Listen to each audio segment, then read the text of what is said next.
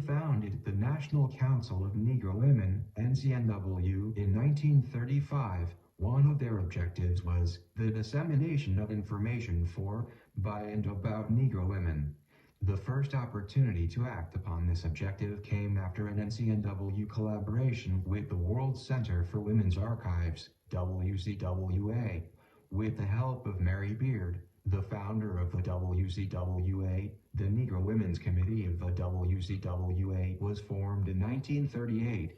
The Negro Women's Committee consisted of 5 members of the NCNW: Dorothy B. Porter, Mary Church Terrell, Juanita Mitchell, Elizabeth Carter Brooks, and Sue Bailey Thurman. Porter, the chairwoman of the committee, began working immediately to put Black women's history on display. The first act of the Negro Women's Committee was the establishment of an exhibit at the Washington, D.C. location of the WCWA. The 1939 exhibit consisted of materials on loan from the Howard University Library, where Porter served as the supervisor of what is now the Moreland Spingarn Research Center. Porter also worked hard to ensure that Black women were represented at the 1940 American Negro Exposition in Chicago.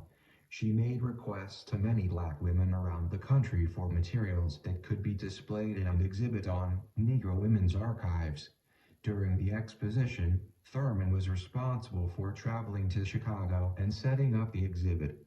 While the dedication of this committee to the preservation of Black women's history was apparent, it was not as successful as its later iterations would be.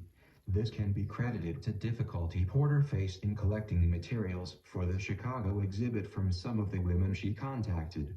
After the Chicago Exposition, those who loaned materials for the exhibit were not willing to donate them to the WCWA. This can be attributed to the WCWA's lack of inclusion of Black women in its organization. By 1941, the WCWA disbanded due to lack of funds. Despite this, the NCNW continued their preservation activities. In 1941, the NCNW launched their own archives committee, which Dorothy Porter served as the chairwoman of until 1942. The committee's purpose was to locate and collect materials and documents of importance which record the history and achievements of American Negro women. The NCNW called for materials such as written documents, diplomas, photographs, etc. from women of many different vocations and walks of life that could be added to their archives. To publicize their efforts, the NCNW published ads in their publication, the Afro-American Woman's Journal, which was founded by Sue Bailey Thurman in 1940. One such ad proclaimed, "Don't underestimate the value of that bit of history in your possession. Pictures, books, mementos link the story of the past to the action of the present. Send them to the archives, registered or insured for safety." 1. After a few years, the NCNW expanded their archives program.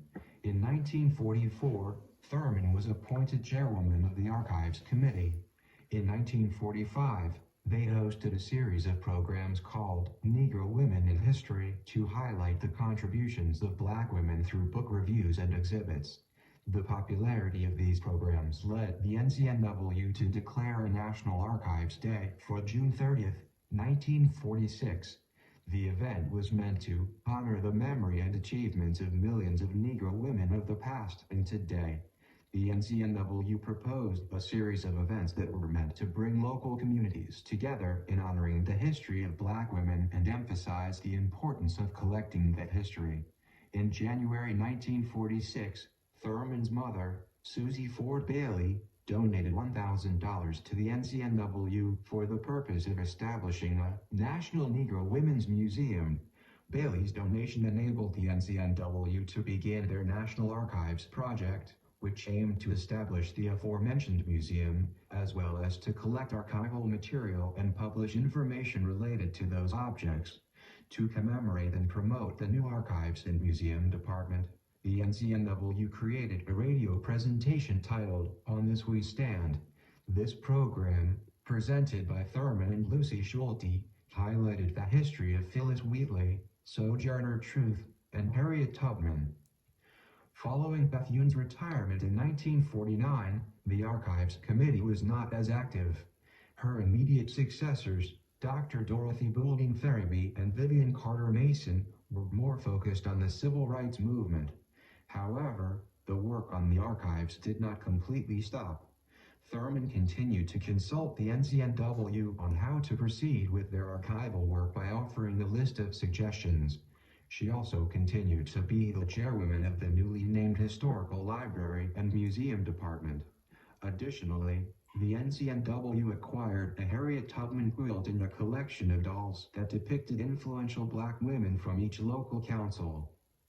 After Dorothy I. Height became president, the NCNW ushered in a new era in their preservation work. Under Height, the NCNW established the Mary McLeod Bethune Memorial Museum and the National Archives for Black Women's History on November 11, 1979. In 1995, the Mary McLeod Bethune Council House National Historic Site became the 287th unit of the National Park System. Until 2014, the National Archives for Black Women's History, which is the only repository dedicated solely to Black women's history, was located in the carriage house behind the main building. Now, it is located at the Museum Resource Center in Landover, Maryland, but the commitment to the preservation of Black women's history remains the same. All of this would not be possible without the groundwork of the early Archives Committee of the NCNW. The text Aaron just read was written by Sidney Coleman for the National Park Service site. To my knowledge, there is no relation between Sidney Coleman and Ornette Coleman, whose album, Free Jazz, which provides the background for a contract and fee through Theta's explanation of how to use STTCC Systems as a fixed and or rotating calendar, was recorded on December 21, 1960.